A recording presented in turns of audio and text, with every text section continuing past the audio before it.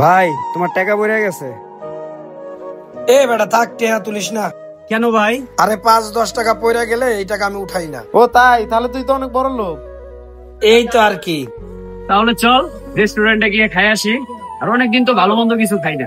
তুই ঠিকই কইছিস, অনেকদিন হয় ভালো মন্দ রেস্টুরেন্টে খাই না। তাহলে তুই এনে ব, আমি আব্বার কাছ থেকে টেহা নিয়ে আই। আচ্ছা ঠিক আছে।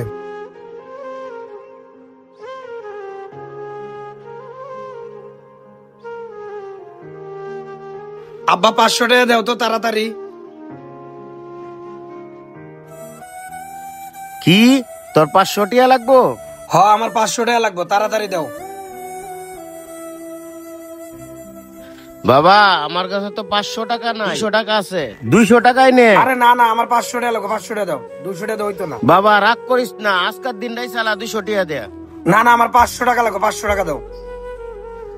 আচ্ছা ঠিক আছে বাজান, তুই এ নেব, মহাজন আসলে ৩০০ টাকা লইয়া ৫০০ টাকা তোরে মিল করিয়ে দি মনে। ঠিক আছে বাবা।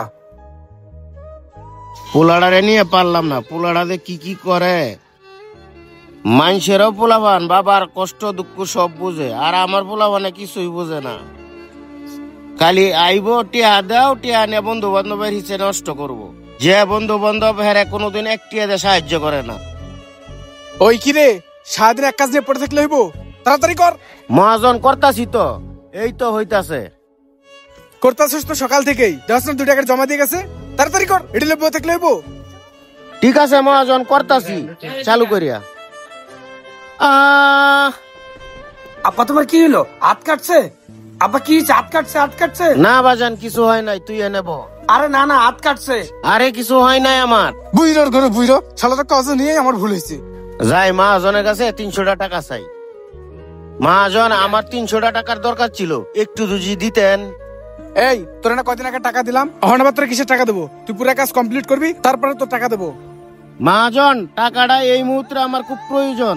কি ৩০০ টাকা? তোর না কয়দিন আগে বেতন দিলাম, এই বেতনের টাকা তুই কি করছস? এই পুরো কাজ কমপ্লিট করবি, তারপরে আমার কাছে টাকা নিতে আসবি। এর আগে তুই আমার কাছে টাকা নিতে আসবি না। মহাজন দেন না, আমার খুব সমস্যা। আমি এত কিছু বুঝি না, তুই পুরো কাজ শেষ করবি, তারপরে টাকা নিবি। যা। কি রে আবার খারাপ কে? যা। মহাজন এটা কি করলো? পোলাটার সামনে আজকে আমার অপমান করলো।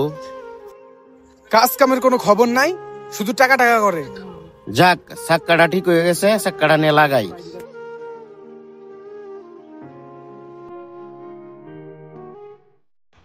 যাক, চাক্কাটা লাগানো হয়েছে।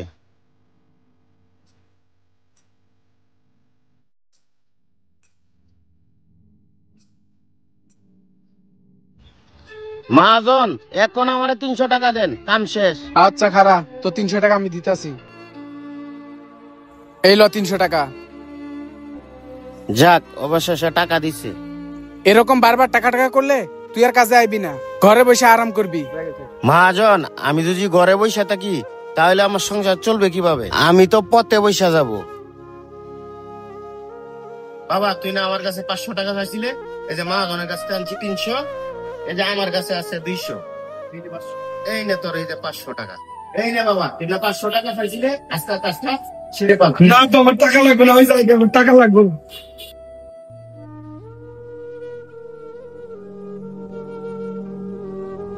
আল্লাহ তুমি আমাকে মাফ করে দাও, আমি আর কখনো টাকাকে অবহেলা করব না।